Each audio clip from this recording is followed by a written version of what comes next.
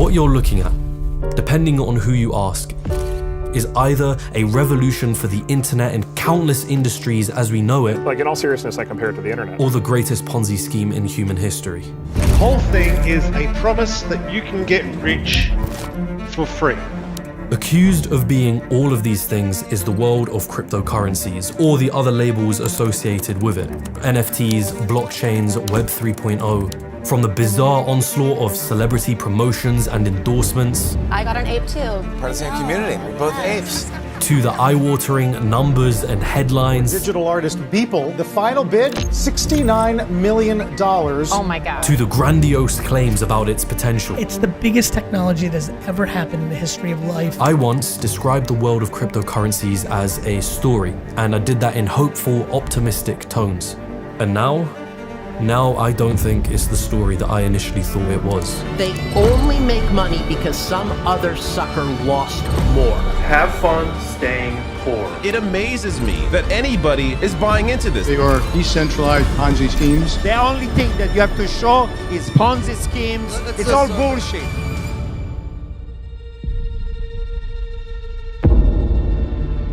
For me and many others, it began here. What you're looking at is a piece of artwork by a digital artist called Michael Joseph Winkelmann, otherwise known as Beeple. On February the 25th of 2021, this artwork was put on auction. Bidding started at $100. It eventually sold for $69.3 million,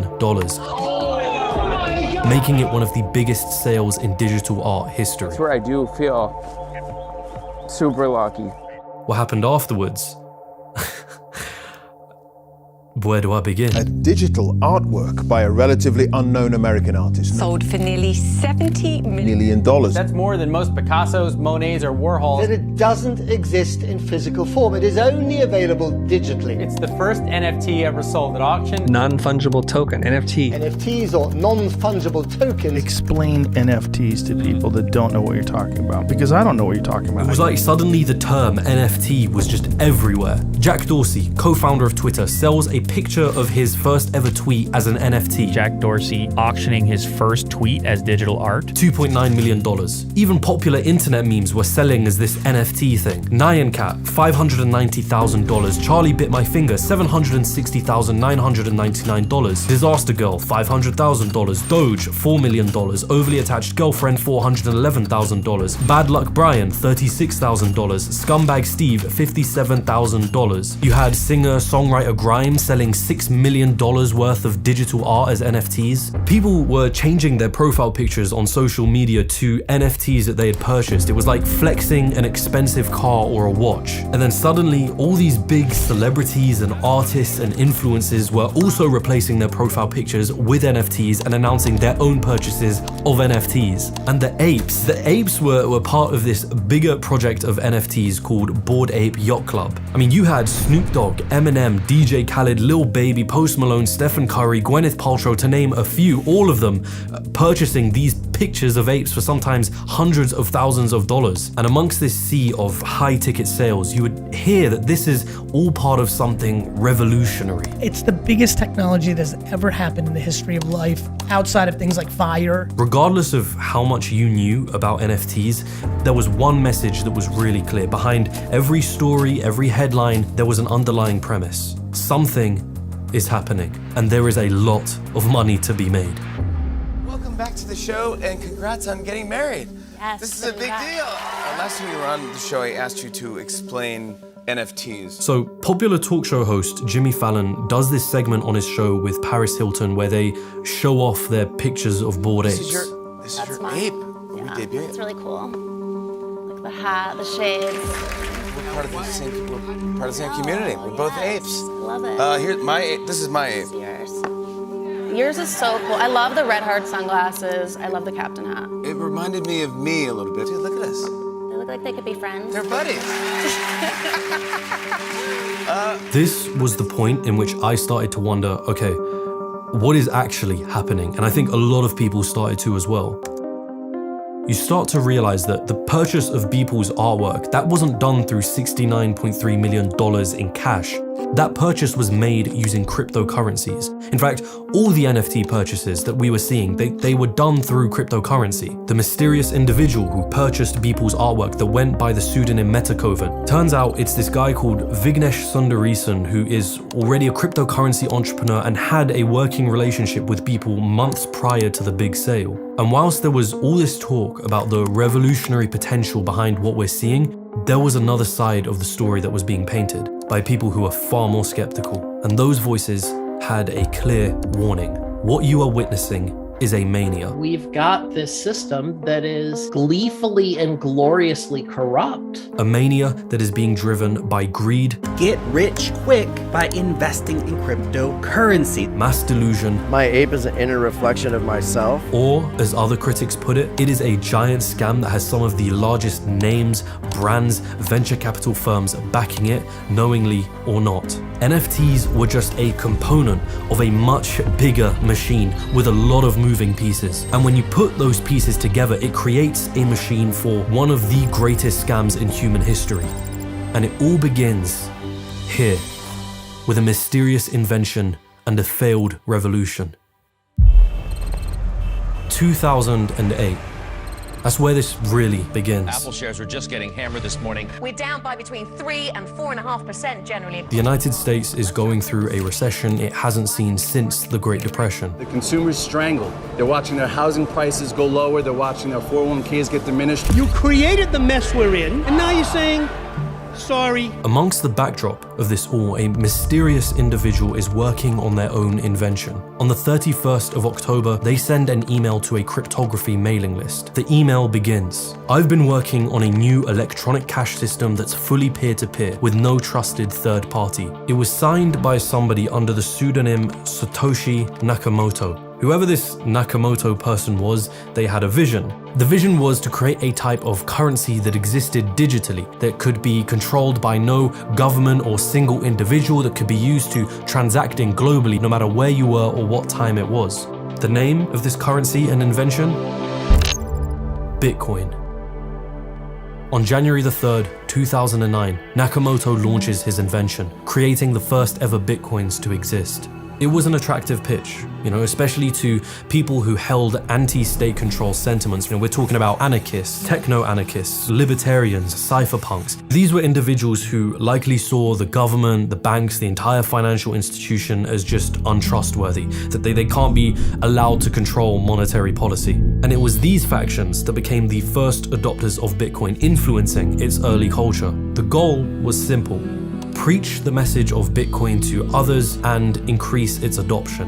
Bitcoin was kind of like a religion of its own, right? Like Satoshi Nakamoto was this Jesus-like figure that would communicate with his disciples on online forums. He would talk of this future vision of the world, one where the dollar no longer existed and all transactions would be made through Bitcoin, the global currency of the people that was owned by no central entity. To those early adopters of Bitcoin, they really felt like they were on the cusp of something revolutionary. It just so happened that the more people started buying into the message, the higher Bitcoin's value rose, and the more people were willing to put real dollars into buying Bitcoins. Bitcoin is now up to $111. Bitcoin started drawing attention from places it probably wasn't expecting or even wanting. The guys in suits, the big money, the people who saw Bitcoin as revolutionary, but perhaps more importantly, as an opportunity. The Winklevoss twins were a perfect example of that. Here you have two twins who have graduated from Harvard. They've won a settlement for $65 million against Mark Zuckerberg for stealing their initial idea of Facebook. They found out about Bitcoin on a holiday trip to Ibiza, and they started buying as much as they could. They were stockpiling the currency. It was by around 2013 that they were rumored to own about 1% of all Bitcoin in circulation. That, I think, was a perfect early warning of what was to come.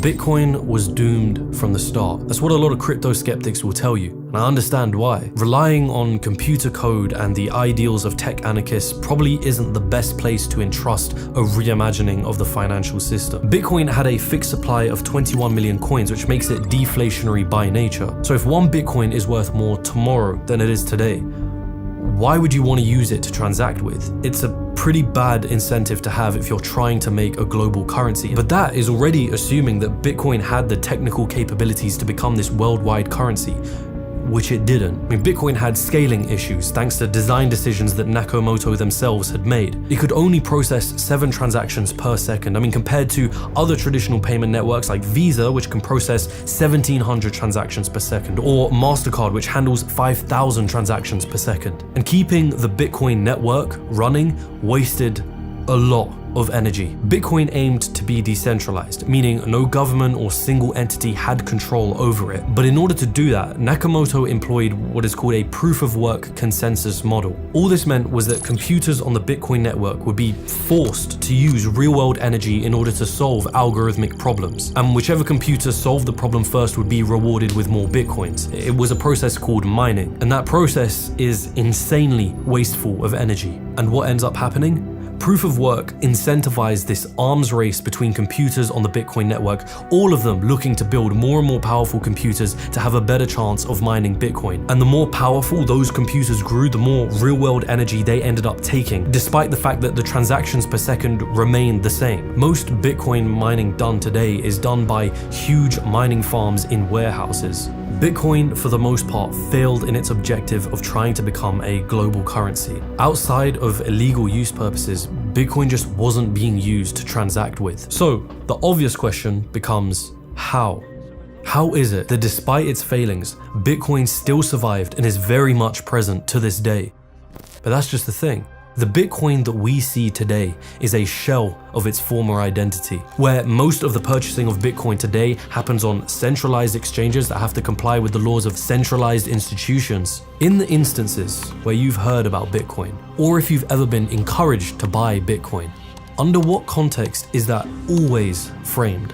By 2014, the mysterious Satoshi Nakamoto effectively vanished from the internet and hasn't been heard from since. What was left of his invention was no longer a currency, it was something entirely different. Bernie Madoff. This was a guy who was well respected on Wall Street. He ran a brokerage firm with a wealth management branch. He had many clients investing with his firm under the promise of great returns on their money until the FBI arrested him this morning after he told senior employees yesterday that his business was a giant Ponzi scheme. Madoff had been running the largest Ponzi scheme in history for the last 17 years and potentially longer, worth around $64.8 billion. He would essentially put his investors' money inside a bank account and then simply pay out early investors with the money that new investors were giving. Now, Madoff eventually pleaded guilty and he was in prison up until his death in 2021. That is the essence of any Ponzi scheme. People invest into the scheme under this promise that they're going to make a great amount of returns, and then early investors are paid using the money of new investors. And this process is repeated on and on until eventually you run out of new recruits to keep investing money into the scheme, or eventually people start trying to cash out and it just collapses, which tends to leave early investors with profits and the large majority of others with nothing but losses. People hearing about Bitcoin would hear about two things. One, that it was revolutionary, and two, that it was valuable. That if you buy now, you could be rich later. If you really want to become wealthy in the future, I would suggest you take $1 frickin' buy some Bitcoin. Bitcoin, to me, it's not just an investment. It's not just maybe a get-rich-quick scheme, as a lot of people put it, but I see it as the future of currency. I see it as the future of the financial system. So you realize that most of the people buying Bitcoin, they're not buying it to use as a currency. They're buying it as an investment. And therein lies the contradiction. Because the more people who used Bitcoin like an investment, the less liable Bitcoin became as a currency, the very thing it's being pitched as being revolutionary as. So you know what you end up with, right? Bitcoin is a get-rich-quick scheme. The promise is you can get rich for free. Magical internet money. Anyone who buys into the idea of Bitcoin is doing so to sell it for a higher price at a future date, and the people that buy it off those people are also looking to sell it for a higher price at a future date. The only way to make money from your Bitcoin investment is using the money of new investors. You hear about people making money in Bitcoin. They only make money because some other sucker lost more. And unlike Bernie Madoff, right, who gets all the blame and the satisfying jail time at the end of his story, here you have an entity that isn't owned by anyone. What some would argue isn't a decentralized currency. It's a decentralized Ponzi scheme. Now, Ponzi schemes are kept alive by continuously finding new recruits and new markets to tap into so that money is continuously being poured into the scheme. And so you start to see this similar incentive develop in the crypto space, this desperate need to find a use case for this stuff, and that use case has to be revolutionary enough to justify its rising value. Bitcoin may have been the first part of this machine, but things were about to get a whole lot more interesting. Bitcoin had something going for it. The blockchain system that kept it running was somewhat unique. Okay, so let's not complicate things, right? You can think of Bitcoin like a digital spreadsheet that records transactions being used in the currency. It's not a physical coin, it's just data on a database. After a certain number of transactions are made, a brand new spreadsheet is created that links to the previous one, and on and on and on it goes. Instead of using real names, users are recognized through what are called wallet addresses, which appear as a random string of numbers and letters. And all of this is kind of kept together using computer code, cryptography, and the network of miners that are running it, which is where the word cryptocurrency comes from. So what was essentially just an immutable append-only database was touted as revolutionary. You know, blockchain was no longer just blockchain, it was blockchain technology. And it wasn't long before people started to see the success and the ideals that Bitcoin was based off and begin creating their own cryptocurrencies using this blockchain system. Vitalik Buterin, a teenager who decided to quit his favorite video game, World of Warcraft, after his Warlock character had a damaged component removed by the game developers. Vitalik says that he cried himself to sleep that night. That was the day that he realized the horrors that centralized services bring. It sounds a bit ridiculous, but Vitalik would end up discovering Bitcoin in 2011 and he would start writing for a Bitcoin magazine. It all appealed to his ideals. In 2015, Vitalik and several other co-founders launched the creation of their own blockchain-based invention. It was called Ethereum. Much like Bitcoin, Ethereum had its own blockchain and it had its own native currency, which was called Ether. There was one important difference though. You see, Ethereum allowed its users to actually program applications on its blockchain. Put it this way, if Bitcoin was like a spreadsheet, then Ethereum was like an Excel spreadsheet that allowed users to create functions to perform various different tasks. It was, a little more advanced. It was a glimpse of hope at finding the revolutionary use cases the cryptocurrency world needed in order to justify the growing value that was being pumped into the system. So, what was the first thing that people started using Ethereum for? Creating more cryptocurrencies. And today we will be creating our own cryptocurrency in under 10 or maybe even under 5 minutes. Rather than needing to create your own blockchain and network, you could just use Ethereum's blockchain to create your own cryptocurrencies, or crypto assets as people called them.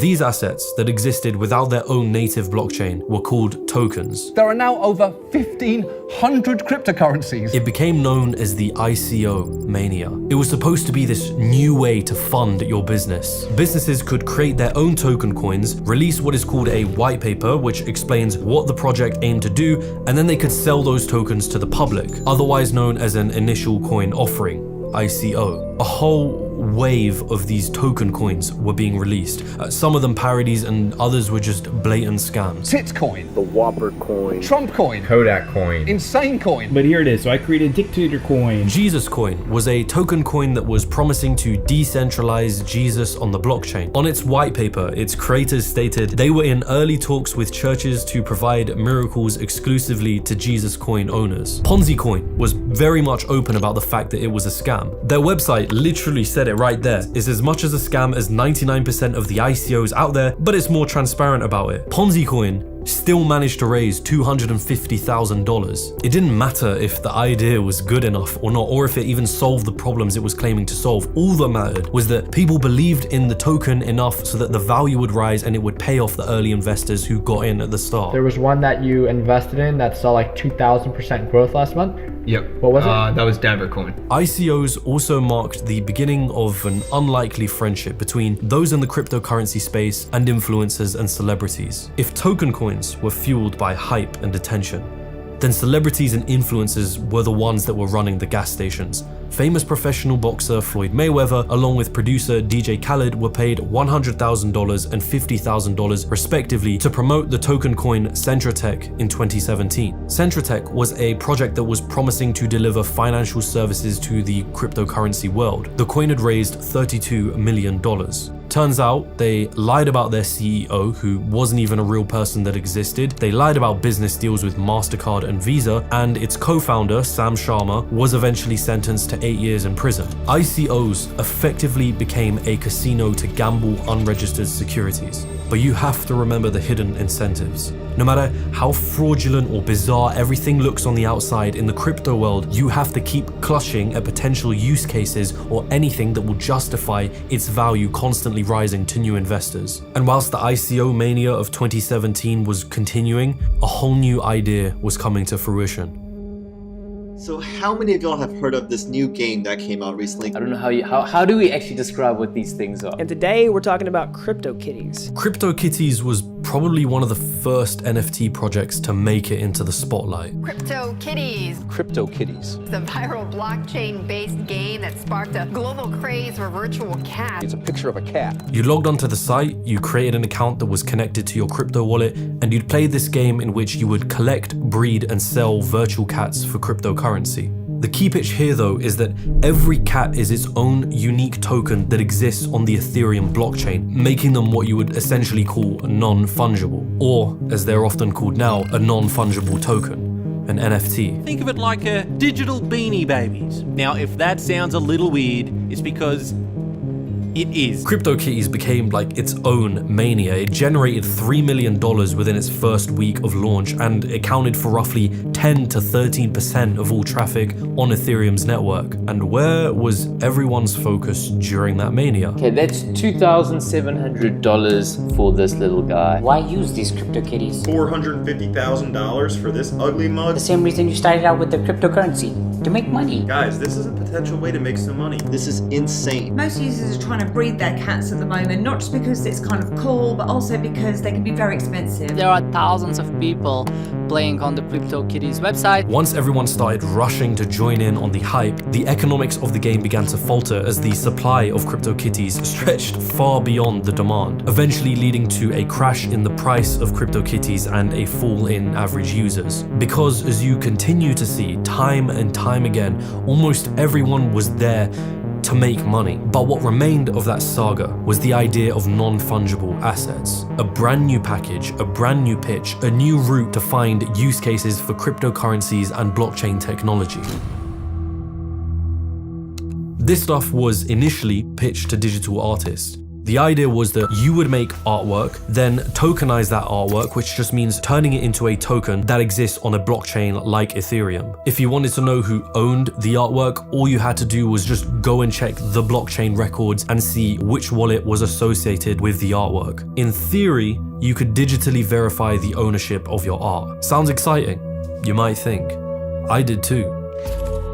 Digital artist Michael Winkelmann, otherwise known as Beeple, began a challenge in 2007 where he would create one piece of artwork every single day and continue to do so throughout the years. It was known as his Everydays collection. But to me, the bigger project is this long-term Everydays project, which is a project that I've been working on, every single day for over 12 years. It was reportedly around October of 2020 when Beeple was put in touch with an anonymous NFT artist called Pack, and Pack informed Beeple about the world of NFTs. Only a few months later, he would end up auctioning a piece of artwork that contained a collage of the first 5,000 images of the Everydays series, titled Everydays: The First 5,000 Days. $69.3 million was how much it sold for in the Ether cryptocurrency, one of the largest sales in digital art history. The very sale that sent the search term NFT skyrocketing. So now the question becomes, who decided to make that purchase? So you purchased a collection of 5,000 pieces of digital art that anyone can easily see online for $69 million. Why did you do that? Metakovan, or as they were later revealed to be, Vignesh Sundaresan, a crypto entrepreneur who had recently co-founded a crypto investment firm with his business partner called Metapurse. Only a few months before this big $69 million purchase, Meta Kovan and his business partner had already bought another collection of NFTs from Beeple for over $2.2 million. They actually wrote a blog post about their purchase, alluding to the fact that this was only part of a much bigger project that they had in mind that will, quote, flip the art world status quo on its head. And what was that project that they were talking about? The B20 token coin. They were going to bundle their purchases of Beeple's NFTs collection and put it in a virtual museum where those who purchased the B20 token coin could access and view the artwork. Owning the B20 token was supposed to represent a type of fractional ownership in the virtual museum and the contents inside of it. Here's the thing. Meta Kovan and his business partner conveniently owned 59% of the total supply of B20 tokens. Beeple was also given 2% of that supply. Beeple and Meta Kovan already had a working relationship before the big Everyday's 5,000 sale. When that sale happened and the media frenzy ensued, the B20 token rose in value to $23 as more people began obviously looking into who Meta Kovan was. People have accused that sale of essentially being a giant marketing stunt to increase the value of the B20 token. Even in their calls together, you can hear Beeple express skepticism around the whole thing, only for Meta Kovan and the others to kind of bring him around. Other artists, I can almost guarantee, will not like this. Like, they will not like you taking their work and like splitting it into a million pieces and reselling those pieces. I would be very surprised if other artists did not have a very strong dislike of that. But what I find the most insane about this saga was that the B20 virtual museum that was supposed to flip the art world status quo was nothing impressive. The B20 token has fallen over 99% in value since its all-time high. Despite all of this, Meta Kovan's sale sent headlines skyrocketing. Suddenly, NFTs were being created out of internet memes or anything really that was culturally relevant to the internet. From the outside, all you had to know were that NFTs were revolutionary and there was a lot of money involved. You didn't even have to know that they were intrinsically tied to the world of cryptocurrencies or blockchain, a successful repackaging. Once the sale of memes and other one-off NFT sales cooled down, it became more popular to start buying into NFT projects. These contained up to thousands of NFTs inside of them, usually following a certain theme or concept. What are CryptoPunks? These are the CryptoPunks. They're just basically 25 by 25 pixels. Yeah, they're icons of zombies and aliens, zombies, and yeah, they all have different mohawks and glasses and beard types, and I mean, what is Cool Cats? The coolest NFTs on the blockchain. Shoot, I get a Lazy Lions NFT. Been thinking about joining this amazing community. Clone X. This project is previously known as Akira. Sneaky Vampire Syndicate. We've got pudgy penguins on the chopping block today. They're selling us something called Weebits. Just as it had been with Bitcoin and token coins, the name of the game was about hyping up a project so that you can sell it for profit later. NFTs though were cooler than your average token coin, so they had art behind them. You could show them off by replacing your social media profile picture with an NFT you purchased. More so than ever, hype and attention became an important part of growing the value of an NFT. Which brings us to the apes. One of the most significant projects created after Beeple's sale was the Bored Ape Yacht Club, otherwise shortened to just BAYC. Founded by the company Yuga Labs, the project featured 10,000 different pictures of apes with this distinct bored expression on their face. The Bored Ape Yacht Club project had managed to arrive into the NFT space at just the right time, about a month after Beeple's big sale. There were a few popular people inside of the NFT space already, one of which went by the name of Jimmy McNeils, otherwise known as Jimmy E on Twitter, who shortly after finding out about the project announces their purchase of hundreds of Bored Ape NFTs. Then another popular figure in the NFT space, Pranksy, who had around 50,000 followers at the time, tweets their own purchase of 250 Bored Apes, which later grows to 1,250. And all the time these guys are tweeting about their purchases to their followers, it starts to create this buzz inside of the crypto space. You've probably seen all over Twitter this crazy thing with apes. Just after 12 hours of its official launch, the BAYC collection sold out, giving Yuga Labs an estimated $2.8 million in revenue.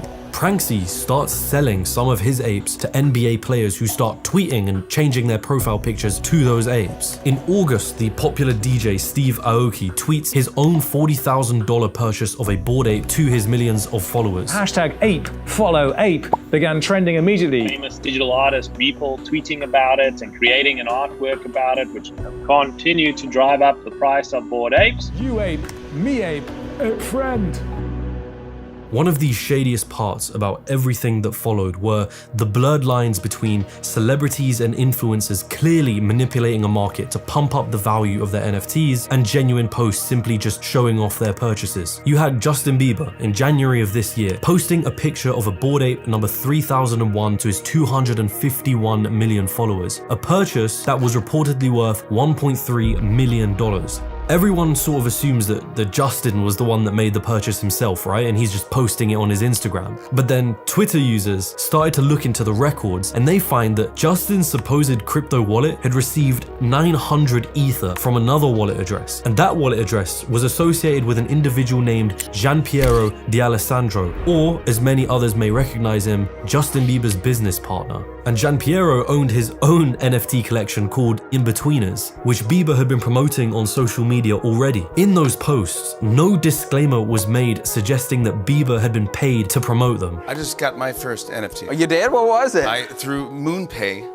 In some of the announcements from celebrities about their NFT purchases, there was this constant reference to a company called MoonPay, thanking them for help with purchasing their NFTs. I got an ape too, because I saw you on the show with Beeple and you said you got on MoonPay. Turns out, MoonPay was a company that was launched in 2019, which according to their website had one singular aim: to increase cryptocurrency adoption. So that begs the question, what is the relationship between MoonPay and the supposed celebrities and influencers there helping buy NFTs? Real talk, not once, not twice, 3 times I've been offered a Bored Ape through MoonPay. And there's an NDA they try to send my agent and shit too. You know, they wanted you to not disclose that they had purchased the ape for it. Isn't it a little shady that you have the CEO of MoonPay, a guy called Ivan Soto Wright, who is an active participant in the NFT market, who is clearly well connected to the celebrities using his company's service, who has access to insider information and likely knows when celebrities may purchase an NFT before they do it. And surprise, surprise,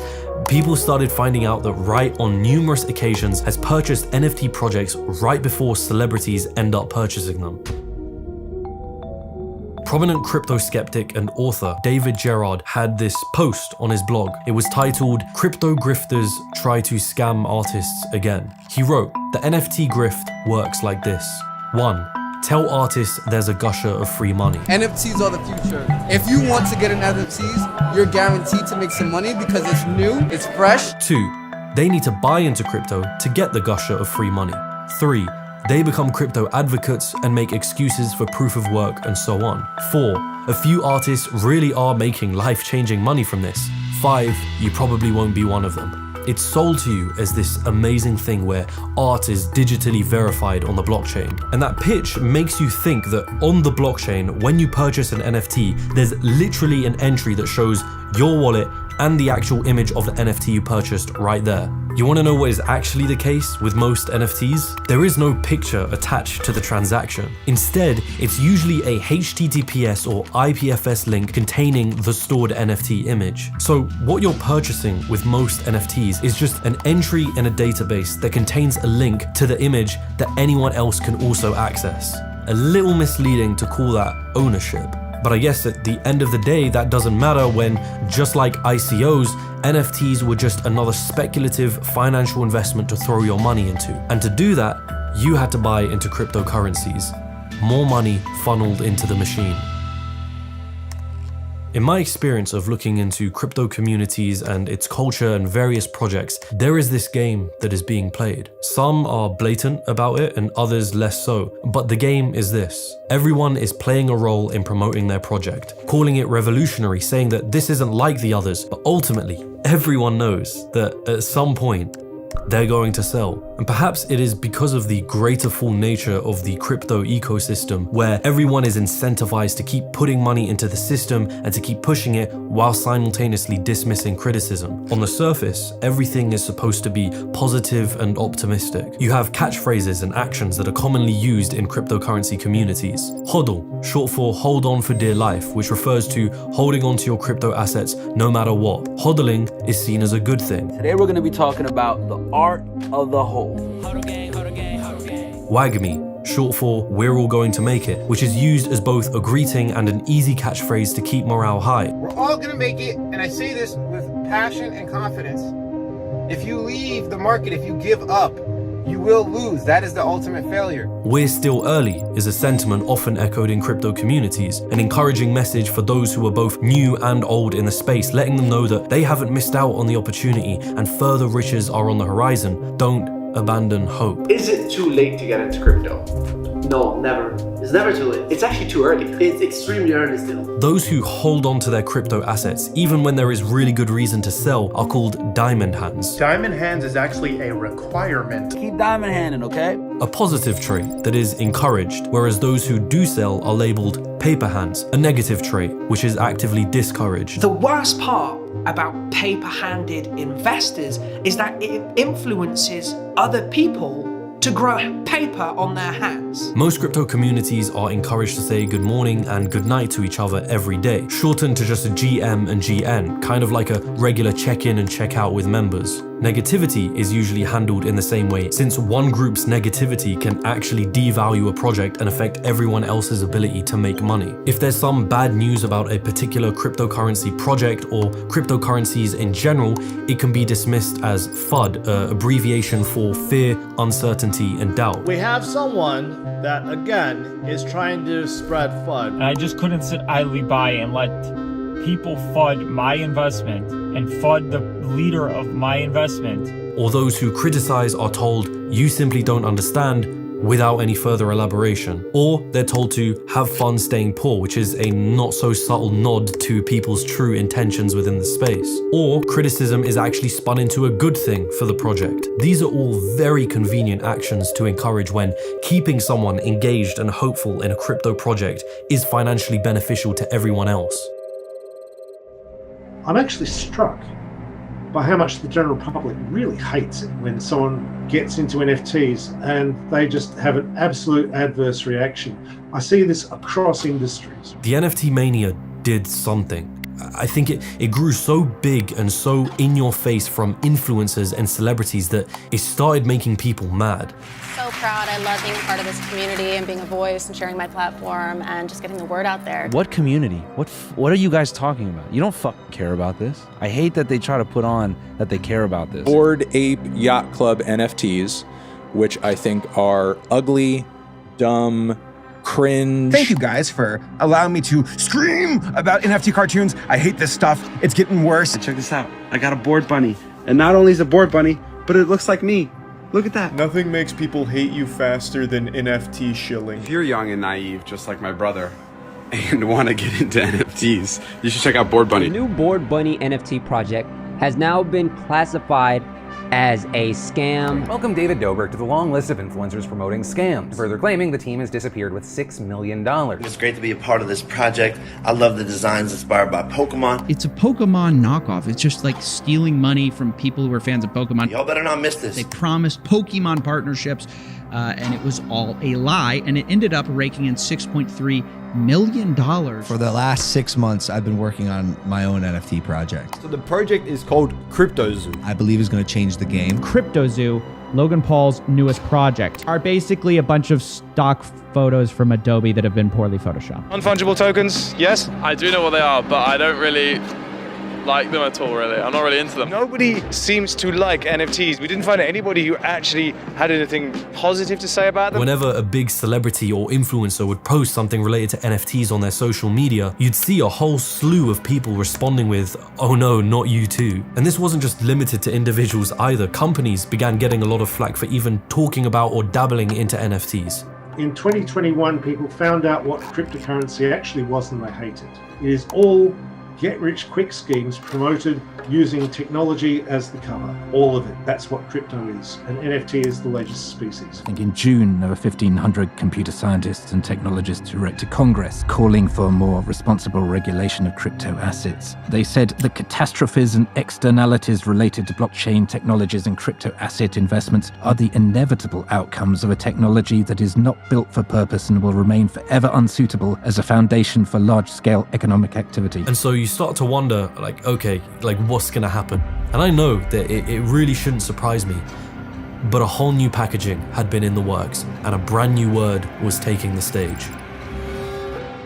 Our mission at MoonPay is to onboard the world to Web3. I have to admit, it's a pretty convincing narrative. The first iteration of the internet, Web 1.0, was essentially the first version of the web, mostly consisting of web pages and information. There wasn't much you could actually interact with. Then came along Web 2.0, which brought access to many new features. It focused on user-generated content, social media, and more forms of participation. This version of the internet became dominated by large corporations. Web 2.0 is our current modern-day version of the internet, but now Web 3.0 is coming. It kind of just referred to a bunch of different things, but the idea was that a new version of the internet is here, where your online activity was going to be making use of blockchains and tokens to some degree or another. So in theory, the now centralized version of the internet owned by big tech would become owned now by its users. In its initial bubble, NFTs were seen as just digital art, right? Which is quite limiting. At the end of the day, NFTs are just data on a public database that can act as a receipt of ownership over whatever that data contained. You know, whether it was a coin or it was a web link to a digital piece of art. The idea was that if NFTs could prove ownership over something, then you could put anything on the blockchain. Real estate titles, medical records, university degrees, legal records. In the case of Web3, you'd have social media sites and video games all incorporating blockchain and NFTs into their business model. It didn't really matter what it was or how it would work exactly. It just became this game of insert anything here, but on the blockchain. And just like that, you've made it revolutionary. You've just recreated the entire mortgage infrastructure that already exists today. On the blockchain. But that exactly. The blockchain in real estate is going to be pretty mainstream 5 to 10 years from now. We'll see solar grids, electric grids, self-driving car grids that will essentially be machine run and controlled and administered by blockchain. Best use case for blockchain is healthcare. What can and can't be turned into an NFT? Ultimately, what we're talking about is the tokenization of everything. Never mind if blockchains or tokenization actually fixed the issues that it was claiming to solve in these industries. It was literally the definition of a solution in search of a problem. And then I'm lost as to like why the on the blockchain part matters, besides basically what everyone means is they mean, oh, I want a public record of the transaction. Okay. I mean, people suggested that you could replace legal contracts with smart contracts, which are programs that are built on the blockchain, and that's usually accompanied with the phrase code is law. This is a smart contract, and this is a legal contract. These two things aren't the same, right? You can't have law be enacted by computer code because law inherently requires third parties to assess evidence, intentions, and a bunch of other variables that you just can't outsource that to computer code, especially when that code is on the blockchain and it cannot be altered. Nicholas Weaver, a researcher and lecturer at UC Berkeley's Department for Computer Science, has this interview with Current Affairs, and he brought up what he called Weaver's iron law of blockchain. When somebody says you can solve X with blockchain, they don't understand X, and you can just ignore them. So you start to wonder, right? Who is behind all of this money that's coming and pouring into the crypto and Web3 space? Where is it coming from and why? Either I'm not seeing the revolutionary potential that all of this has, or this genuinely is a massive mania and bubble that is being fueled by greed and delusion. The so-called next version of the internet that's attracting big money from venture capital. Venture firm called Andreessen Horowitz. Have you guys heard of it? I kept seeing this venture capital name pop up. We've been in the space for a long time. Kind of a big deal, running the crypto fund with more than $7 billion in capital to deploy. Andreessen Horowitz, otherwise known as A16Z. They're one of the largest venture capital firms. They have a crypto fund with around $7.6 billion to be invested in crypto and Web3 startups, and have been investing in crypto companies dating back to 2013. If you wanted to meet the smart money behind all of this, then these guys were the best place to start. They say that crypto is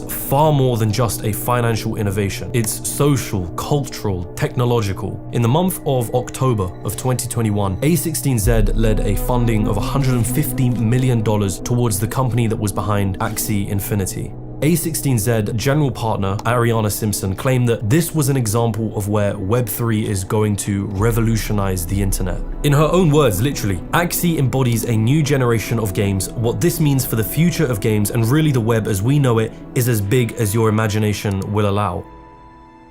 Where do I begin? Axie Infinity was what you would call a play-to-earn game. It was this new genre of games appearing in the Web3 space, which, as the name suggests, allows players to make money when they play the game. In the case of Axie Infinity, what you had was this game where people would breed, collect, and fight with these creatures called Axies. When battling inside the game, it was possible to earn this token called SLP, which could actually be traded for real money. So what started happening? Well, people started playing the game, but instead of focusing on the fun of the game, the focus became on how to earn more SLP. How do we profit from Axie Infinity? The most expensive Axie ever sold was worth about $800,000. I've invested $13,232. To even play Axie Infinity, you had to purchase 3 Axie NFTs, right? And as the value of Axie NFTs started to rise, certain players wouldn't be able to afford the buy-in price.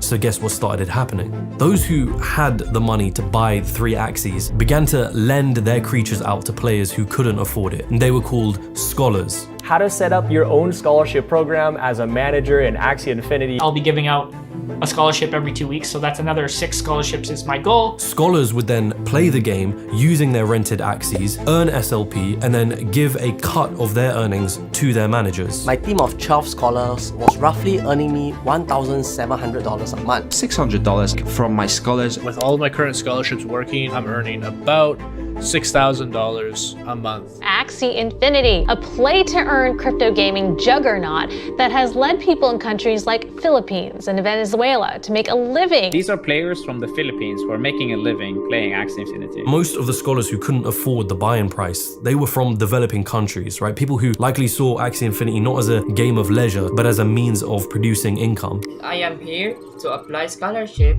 on Axie Infinity. I want this scholarship because I want to earn more. I can play 6 to 12 hours a day just for playing Axie Infinity. I will treat this as a job, not just only a game. I want to help my family on their expenses and save up money for my tuition on college. So I want to be a scholar so that I can meet the needs of my family. What you ended up with was a game where players are playing in order to make money. People are basically feeding their entire villages playing our games. But the only reason that they're making money is because others are buying in to also make money. In the case of things like Axie Infinity, there actually are a bunch of innocent victims, right? I mean, when you run a pyramid scheme, unfortunately, you get a bunch of poor people in the Philippines who are poor when they start and they're just hoping to make some money, but then what happens is they actually lose money. The value of SLP, which is the token that people use to actually make money in the game, has fallen 99% since its peak, and its user base has been in decline since. Times Magazine came out with this article, and it was interviewing this guy called Samason Arias, a line cook from the Philippines who was facing financial stress after his mother had a stroke and electricity and grocery bills were stacking up. Arias jumped into the Axie Infinity game and then exited 14 months later. He described it as boring and stressful. Arias, along with other players of the game, told Times Magazine that Axie Infinity reinforced predatory systems and gave them false hope. It's already dystopian as hell, but then to say to people that by doing this we are creating opportunity for people in the developing world, that's not just dark, that's fucking evil. Again, I find myself coming back to the same question. What is it that VC firms are seeing the potential in this crypto space? Why do they keep pouring money into it? The overwhelming majority of tokens are securities. Yeah. But they're being dumped onto retail investors. This is being done explicitly by venture firms, I won't mention any names, who are buying into companies early, getting into tokens, and then those tokens are being listed on exchanges. The public is buying into them in order to get a financial gain. They have no interest in using those tokens for any utility. VC firms have a commonly used strategy. They invest in a bunch of startups. Most of those startups will fail, a few will succeed, and with the ones that succeed, a VC needs to decide on an exit strategy, an event that allows them to liquidate their position in a company and essentially make money. This is a process that can take years. So there's another idea that is proposed by skeptics, that the world of crypto offers an incentive for VC firms to invest in a crypto company, receive a percentage of their tokens, and then sell those tokens to retail traders when it becomes publicly available, all achievable within months, highly profitable, and fairly unregulated. With crypto tokens, they can cash out in a few months. And the way that this actually works is they encourage their fundees to basically issue unregistered securities. Andreessen Horowitz invested in a bunch of startups that all issued tokens that all got dumped on retail, including Andreessen Horowitz dumping a lot of them on retail. This is blatant securities fraud. But they didn't commit the securities fraud. It was just the companies they invested in. On the surface, Web3 has this narrative which is all about taking money out of the hands of the rich and the big tech and giving it back to the users. But A16Z is the exact same company that has funded some of the biggest Web2 companies like Facebook and Twitter. I'm sure that there are many inside of these firms that, really believe in the potential of Web3 or crypto or blockchains or whatever buzzword you want to use. But it becomes increasingly harder to see that as anything other than hyper-optimism, or another word for it, delusion. There's this interview with Marc Andreessen, right, who's the co-founder of Andreessen Horowitz, and he's on this podcast episode with an economist and blogger called Tyler Cohen, and he proposes the idea for podcasts to make use of Web3. A well-known podcast host, how does that person get paid in a better way through Web 3.0? Make that more concrete for us. Now, Marc Andreessen is someone that, by all accounts, should have a good answer to this question. But instead... they can pick their business model. They can pick their business model. They can decide a subscription-based business model, microtransactions. They can pick, they can pick whatever model they want. They can also have indirect, there's this whole new rise of this kind of the non-fungible token. When pressed to give an actual use case, what you get is an answer with all the right buzzwords and phrases, but little actual substance. I compare it to the internet. In all seriousness, I compare it to the internet, which is the internet basically... It's 93 or so. Yeah, it's 93, 94. This is the only time I've ever said this is like the internet is this. A16Z uses the same narrative that a lot of crypto enthusiasts will also use. You may hate it, you may think it's a fad, but crypto and Web 3.0 are just like the internet. Even I made this comparison when I looked at the entire space in a more favorable light. Now though, I just think it's another form of smoke and mirrors. It is the biggest technology shift since the internet. The blockchain, the consumer blockchain is the biggest new thing since the internet itself. Bitcoin began in 2009. Arguably, blockchain technology and the foundations for it began even earlier than that. It's been 13 years since this story began with Bitcoin. 13 years to find a solid use case, or at least one that justifies the hype and is already better than an existing system. Crypto and Web3 is really great at one thing, which is trading and speculation. And there is absolutely no democratization of anything. There's centralization of exchanges, centralization of miners, centralization of crypto wealth. Is the most concentrated amount of centralized wealth in the history of humanity. Worse than disease, worse than Wall Street. It's all bullshit. 13 years after 1983, which is considered to be the birth of the internet, we were already seeing very clear-cut use cases. Even in those early days, people could get weather reports, they could check the news, they could send emails, and many other uses that we still use to this day. I sent a message to my doctor asking for a repeat prescription, and he's left the prescription for me in the chemist. By even making the comparison to one of the biggest revolutions in information and communication is already assuming that cryptocurrencies are revolutionary and they're bound to find mass adoption at some point, when that is the very future we're putting into question. One recent post that I remember on the Bitcoin subreddit was titled, "Does anyone else feel like Bitcoin is their literal last-ditch effort to become wealthy in their lifetime?" I don't imagine that this is the only person in the crypto space that is thinking that way. The crypto machine has continued running. New packaging of ideas, more money funneled into the system, and a constant search to find a use case that justifies the hype and the claims of revolutionary technology. If the critics are right, then what we're looking at is a ticking time bomb. If the critics are right, then this is a scheme that will leave tons of regular individuals left holding their bags, wondering how this managed to happen. It already has. A scheme that managed to infiltrate the realm of media and entertainment, that managed to make use of social media's ability to spread this fear of missing out, that capitalized on greed and a get-rich-quick mentality. If the critics are right, then I suppose there's only one question that remains. At what point does the ticking time bomb go off?